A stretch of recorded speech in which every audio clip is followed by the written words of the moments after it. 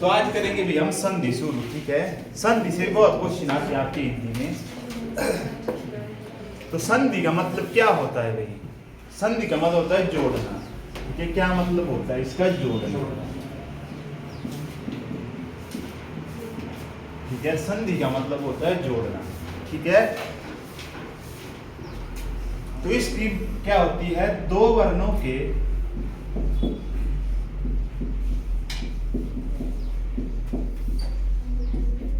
Mail से, ठीक है, दो वर्णों के मेल से जो विकार, विकार का मतलब परिवर्तन, ठीक है। दो वर्णों के मेल से जो विकार या परिवर्तन होता है उसे संधि कहते हैं।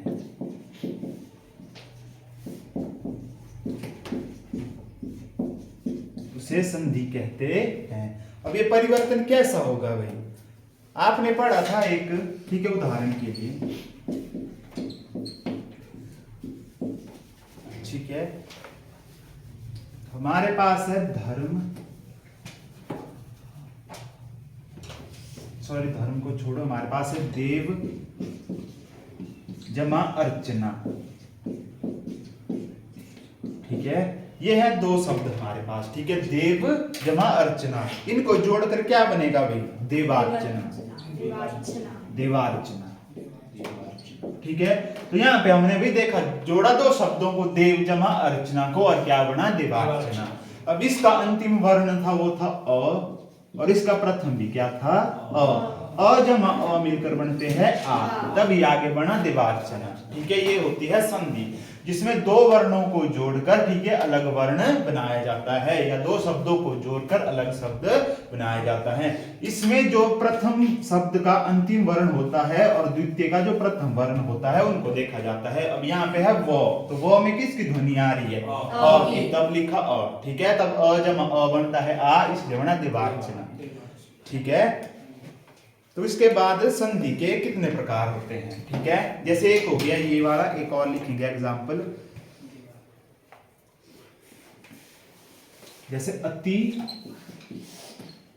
जमा ईव, ठीक है। अति जमा ईव क्या बनेगा भाई इसका? अतैव नहीं बनेगा। इसके अंत में क्या है? छोटी ई, और शुरू में भी क्या है? छोटी ई। दोनों छोटी ई है। इन दोनों मिलकर क्या बनती है भाई? बड़ी ई। क्या बनती है? बड़ी ई। तो क्या बनेगा? अतीव, ठीक है। छोटी ई जमा छोटी ई मिलकर बनती है बड़ी ई, इसलिए ये बना अतीव। ये चीज तो मैं बताऊंगा आपको, पर मैं एग्जांपल बता रहा हूं। दो शब्दों को जोड़ा अलग अलग को, और एक नया शब्द बन गया, ठीक है। इसके बाद लिखेंगे हम संधि के प्रकार कितने होते हैं।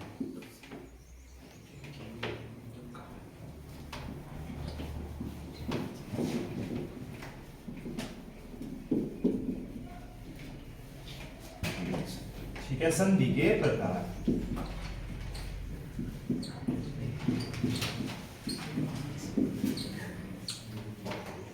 हमारे पास जो वर्ण होते थे कितने प्रकार के होते थे? वर्ण कितने प्रकार के होते थे? एक होता था स्वर, एक होते थे व्यंजन, एक होते थे विसर्ग होते थे, ठीक है। तो तीन वही संधि के प्रकार होते हैं, क्योंकि ये वर्णों के मिलने से ही बनती है। तो सबसे पहले आएगी स्वर संधि,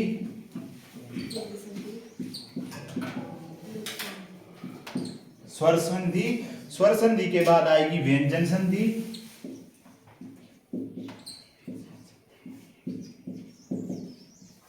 उसके बाद आएगी विसर्ग संधि।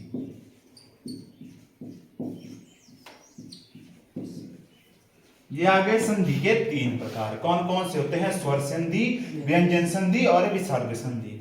और स्वर संधि से हमें पता है इसको स्वर्ग क्यों बोला गया। इसमें जो हमारे पास वर्ण आखिरी और प्रथम होगा वो स्वर होंगे। जैसे हमने पढ़ा देव जमा आल्य, देवाल्य, ठीक है। तो लास्ट में और अ थे, ठीक है। जैसे एक शब्द होता है मत जमा अनुसार, ठीक है। अब इसका देखो अंतिम क्या है, यहाँ किसकी ध्वनि आ रही है? अ की, ठीक है। और आगे भी क्या है अ, तो दोनों देखो क्या है हमारे पास स्वर है दोनों स्वर की नहीं है, अ जमा अ, तो आगे बन के आ, ठीक है। क्या बनेगा फिर ये मतानुसार, ठीक है। ये होती है स्वर संधि जिसमें दोनों स्वर होते हैं। कितनी होती है स्वरों की संख्या? स्वर होते हैं 11, 13, मूल स्वर होते हैं 13, फिर उच्चारण के स्थान पर होते हैं 11। ठीक है। अब उसके बाद आ जाएगी व्यंजन संधि, इसमें व्यंजन होंगे, ठीक है। एक इसमें व्यंजन होगा, ठीक है। अब कौन सा होगा? ठीक है, जैसे मैं बोल रहा हूं उत जमा हार, ठीक है। उत जमा हार, क्या बनेगा इसका भाई? अब ये देखो त है हलंत के साथ, इसको हम अ नहीं पढ़ सकते, ठीक है। ये होगा त जमा अ, ठीक है। ये आगे जाकर क्या मिलता बनता है? बोलो भाई। त जमा ह, ये बनता है द, ये वाला द, ठीक है। तो ये बनेगा उद्धार, उद्धार, ये बनेगा उद्धार। तो ये आगे व्यंजन संधि जिसमें व्यंजन होते हैं, ठीक है। लास्ट में आती है हमारे पास विसर्ग संधि जिसमें विसर्ग होते हैं, ठीक है। जैसे विसर्ग संधि नि जमा रोग, क्या होगा? निरोग, ये होती है हमारे पास विसर्ग संधि। स्वर संधि दोनों हमारे पास क्या होंगे? स्वर, व्यंजन होगी जिसमें एक व्यंजन होगा स्वर होगा, ऐसे चलते हैं, या दोनों व्यंजन होंगे। लास्ट में आती है विसर्ग संधि जिसमें विसर्ग होंगी। ये होते हैं 3 प्रकार संधि के। तो इसी तरह हम सबसे पहले अब स्वर संधि के बारे में पढ़ेंगे, ठीक है। क्या होती है स्वर संधि?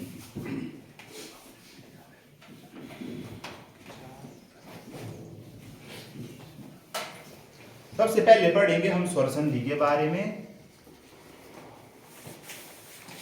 जब स्वर के बाद स्वर आए, ठीक है। जब स्वर के बाद स्वर आए अर्थात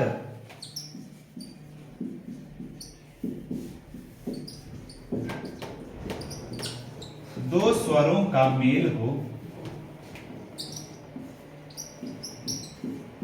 उसे स्वर संधि कहते हैं।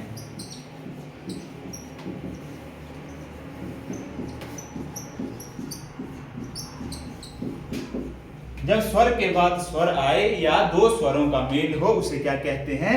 स्वर संधि कहते हैं, ठीक है। जैसे नव जमा आगत, नव जमा आगत। अब वो में किसकी ध्वनि आ रही है? अ की, और आगे आ, अ और आ मिलकर बनाते हैं आ, क्या बनाते हैं? आ। तो क्या होगा? ये नवागत, ठीक है। तो दोनों क्या है भाई? हमारे पास स्वर है, ठीक है। वो में आ रही है अ की ध्वनि, ठीक है। तो अ जमा आ मिलकर बनाते हैं आ, तो क्या बनेगा? नवागत, ठीक है। ये होती है हमारे पास क्या? स्वर संधि। दोनों स्वर हैं हमारे पास, ठीक है। कौन कौन से होते हैं स्वर भाई? ह्रस्व, दीर्घ और प्लुत, 3 प्रकार के स्वर होते हैं, ह्रस्व, दीर्घ और प्लुत, ठीक है। इसके बाद आएंगे स्वर संधि के भेद, ठीक है। अब कौन कौन से होते हैं स्वर संधि के भेद, उनको लिखेंगे।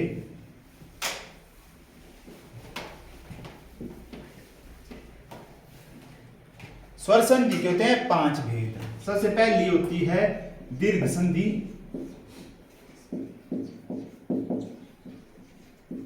इसे ह्रस्व संधि भी कहते हैं। दीर्घ संधि या ह्रस्व संधि, ठीक है। उसके बाद आएगी गुण संधि,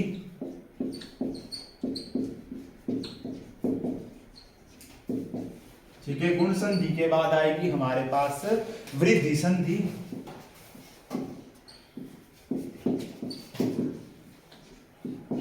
वृद्धि संधि के बाद आएगी उसके बाद यण संधि,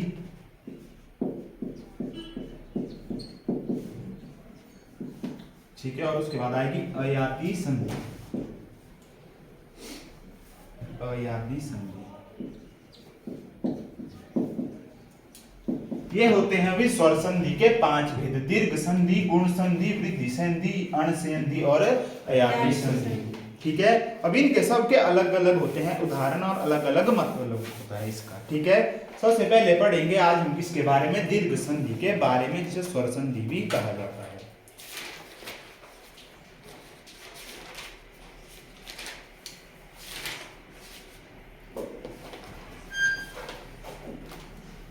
ठीक है, तो आज पढ़ेंगे हम सबसे पहले किसके बारे में, दीर्घ संधि के बारे में, और इसका नाम क्या होता है, ह्रस्व संधि। तो नाम से पता लग रहा है कि इसमें क्या होंगे, दीर्घ स्वर और ह्रस्व स्वर आएंगे। दीर्घ स्वर कौन कौन से होते हैं भाई, जिनको बोलने से ज्यादा समय और एक मात्रा वाले स्वर कौन होते हैं, जैसे अ, छोटी, ई, उ और ए होता है, कि री होती है, री, री, ए नहीं होता, अ, ई, उ और री, ये होते हैं हमारे पास कौन, ह्रस्व, सॉरी ह्रस्व स्वर। ठीक है, और इसके बाद होते हैं दीर्घ स्वर। दीर्घ स्वर कौन होता है, आ, बड़ी ई और बड़ा उ, ये होते हैं हमारे पास कौन, दीर्घ स्वर। ठीक है, ह्रस्व स्वर होते हैं अ, ई, उ और री, और दीर्घ स्वर होते हैं आ, ई और उ। अब इसको देखकर आपको पता चलेगा नाम से ही कि क्या होती है दीर्घ संधि या ह्रस्व संधि, जिसमें दो ह्रस्व स्वरों को मिलाकर एक दीर्घ स्वर बनाया जाता है। ठीक है, क्या होता है, जिसमें दो ह्रस्व स्वरों को मिलाकर दीर्घ स्वर बनाया जाता है, या एक ह्रस्व और दीर्घ स्वर को मिलाकर दीर्घ स्वर ही बनाया जाता है। जैसे हमने किया था अ जमा आ, ये आगे जाके क्या बना था, आ।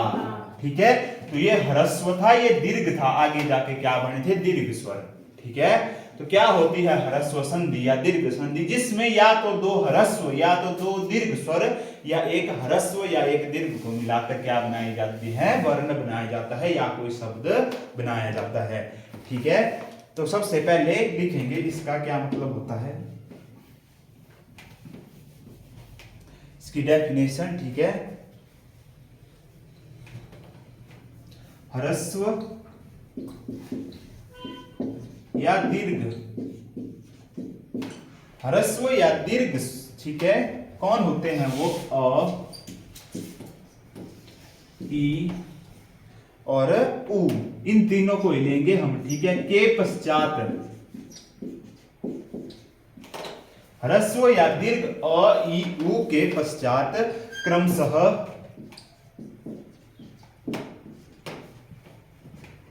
ह्रस्व या दीर्घ, ह्रस्व या दीर्घ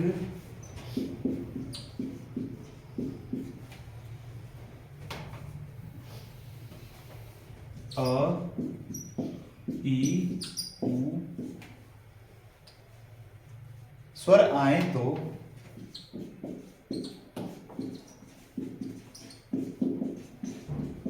दोनों मिलकर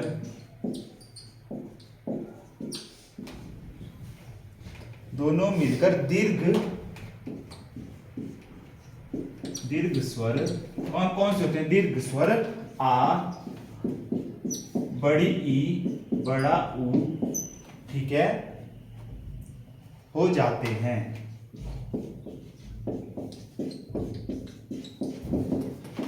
ठीक है, ये होती है इसकी डेफिनेशन कि ह्रस्व या दीर्घ स्वर अ, ई, उ के पश्चात क्रमशः ह्रस्व या दीर्घ अ, ई, उ स्वर आए तो दोनों मिलकर दीर्घ स्वर बन जाते हैं। ठीक है, उदाहरण से आपको ज्यादा क्लियर होगा। ठीक है, तो ये होती है इसकी डेफिनेशन, किसकी, दीर्घ या ह्रस्व संधि की डेफिनेशन। अब देखते हैं एग्जांपल के साथ, कितने होते हैं ह्रस्व स्वर, होते हैं हमारे पास 4। तो यहाँ पे पढ़ेंगे हम सिर्फ 3 के बारे में, अ, ई और उ के बारे में। ठीक है,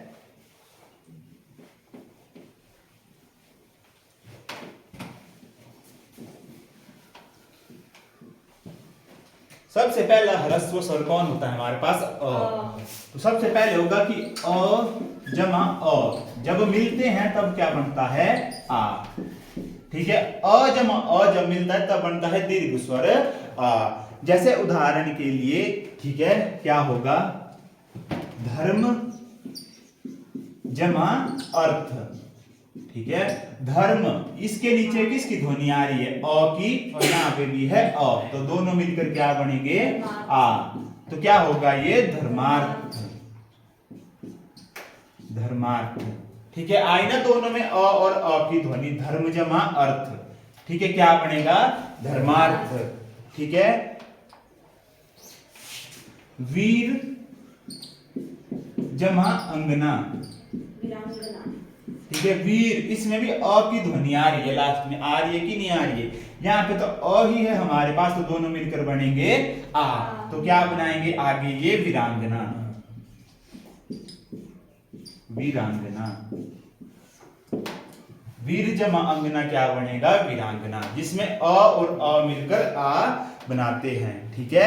उसके बाद आएगा अगला, जब हमारे पास, ठीक है, ये था पहला, उसके बाद दूसरा, जब अ और आ मिलेंगे तब भी क्या बनेगा? भी हमारे पास आ ही बनेगा, ठीक है। जैसे देव जमा आल्य, देव जमा आल्य, अब इसमें भी अ की ध्वनि आ रही है, आगे आ। देव जमा आल्य क्या होगा? देवाल्य, देव जमा आल्य क्या होता है? देवाल्य, ठीक है। सत्य जमा आग्रह, सत्य, अ की ध्वनि यहां पे है, आ आगे है, क्या होगा? सत्याग्रह, सत्य जमा ग्रह क्या होगा? आगे जाके सत्याग्रह।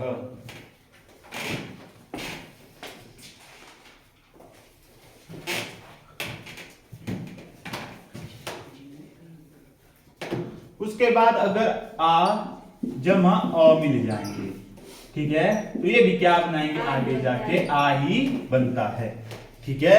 जैसे परीक्षा जमा अर्थी, परीक्षा जमा अर्थी, ठीक है। इसमें देखो लास्ट में आ रहा है और यहाँ पे अ, ठीक है, तो क्या बनेगा? परीक्षार्थी,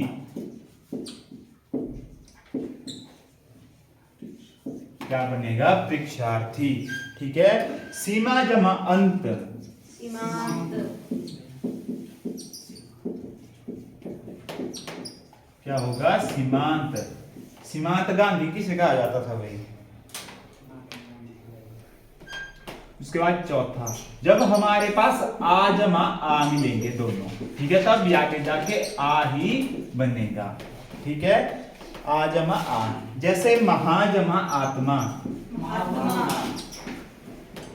महाजमा आत्मा, यहां भी आ की ध्वनि आई है, यहां भी आ, तो क्या होगा? महात्मा, ठीक है। विद्या जमा आल्य,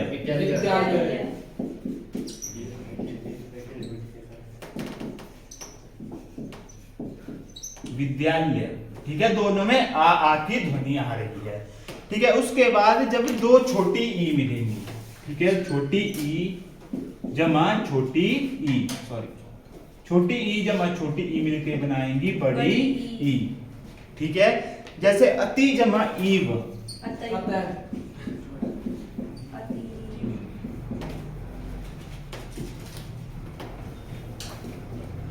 दोनों छोटी ई है, अति जमा ईव क्या बनेगा? अतीव, अति जमा ईव क्या बनेगा? अतीव, ठीक है। कवि जमा इंद्र, कविंद्र, ठीक है, तो क्या बनेगा? कविंद्र। मात्रा का फर्क पड़ेगा, छोटी ई मिलकर बड़ी ई बना देगी, यहाँ पे छोटी ई जमा छोटी ई मिलकर बनाती है बड़ी ई, क्या बन जाएगा? कविंद्र, ठीक है। उसी तरह जब हमारे पास, ठीक है, एक छोटी ई हो एक बड़ी ई हो, तो दोनों मिलकर क्या बनाती हैं? बड़ी ई ही बनाती है, ठीक है। तब क्या होगा इसका? जैसे गिरी जमा ईश, क्या होगा? गिरीश, क्या बनेगा? गिरीश। एक छोटी थी एक बड़ी थी, दोनों मिलकर कैसे बन गई? बड़ी बनी कि छोटी बनी भाई? बड़ी बननी थी भैया, ऐसे होना था, ये गिरीश।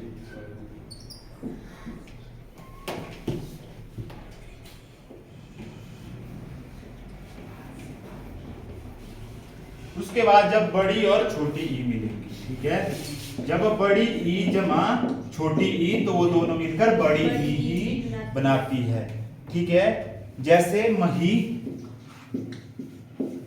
जमा ईश, महेश, मही जमा ईश या मही जमा इंद्र, महेंद्र, ठीक है, क्या बनेगा महिंद्र। मही जमा इंद्र क्या बनेगा महिंद्र, छोटी ई मिलकर बड़ी ई बनाती है, ठीक है। या जब दोनों बड़ी ई हो, ई जमा ई तो आगे जाकर बड़ी ई ही बनाती है, ठीक है। जैसे रजनी जमा ईश क्या बनेगा भाई, रजनीश, रजनीश। रजनी जमा ईश क्या बनेगा, रजनीश, ठीक है। जानकी जमा ईश्वर,